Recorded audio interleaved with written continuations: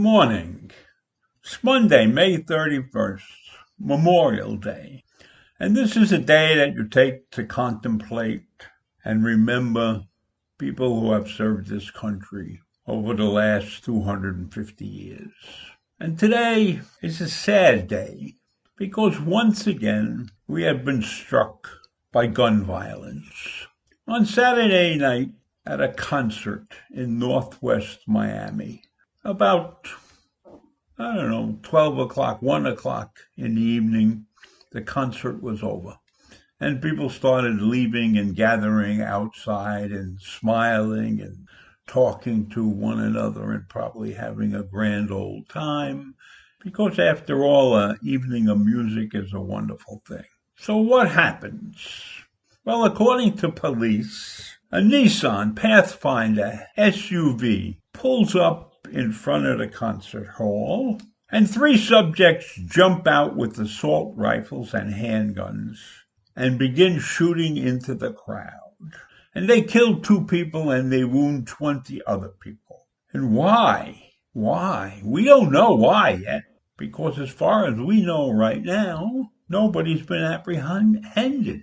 So this, which started out just like a normal Saturday evening, and occasionally maybe there'd be a fight in the crowd, but not 3 guys with guns jump out of a car and shoot into a crowd. They haven't been caught yet, so we don't know why this happened. But it's a sad commentary that you go out for the evening and you worry about getting shot, about getting attacked. What's happening here? We have a government that is totally paralyzed on this issue, and they have yet to come to any conclusion with respect to gun violence. About gun violence? The police are investigating, but they really haven't got anything to say right now. The only thing the police chief could say is this was a despicable act of violence, a cowardly act. Well, most gun violences are cowardly acts, because most of the time, when the person shows up with a gun, the people he's attacking are usually unarmed. This is not the West of the 1800s where everybody packed a 6-shooter. So the question remains in the mind of detectives is, why was this event targeted? Why was it a targeted act of violence at this particular event? Why was there such a horrible event took place that left hundreds of bullet holes and cartridges lying around in the streets, along with the 2 dead and the 20 or so that were wounded? The other thing that bothers me right now is that this is an example for other madmen running around out there with assault rifles. And they just see how easy pickings it is to go up. If you really want to kill a few people, you just go to an event like this. Are we going to have a situation where every movie theater in the country could be a scene of violence? Would people be afraid to go to the movie because when they leave the theater they could get gunned down? Is that what we're looking at in this country? Are these the examples that we're setting for people? This is madness. Yet, I am sure that there will be many in the government who say, oh, that's so bad, such a terrible thing. But when it comes time to take action, nada, nothing will happen. America has become a very dangerous place. You know what? That was the second mass shooting in the Miami area over the weekend.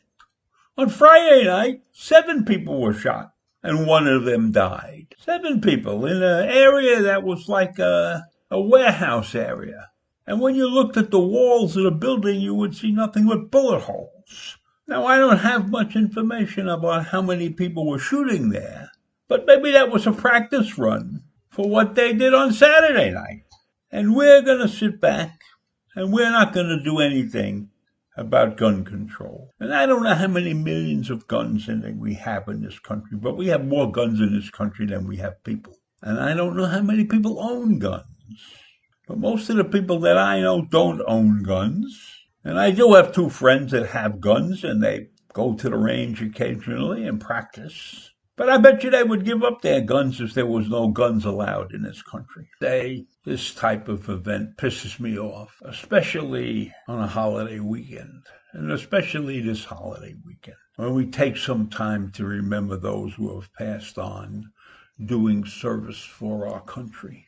The way that people are adding to the distress and the meaning of Memorial Day weekend. I hope not. I hope that people take a look at this and realize the problems that we have. And I hope our government officials are taking a look also and realize that they need to do something about this problem.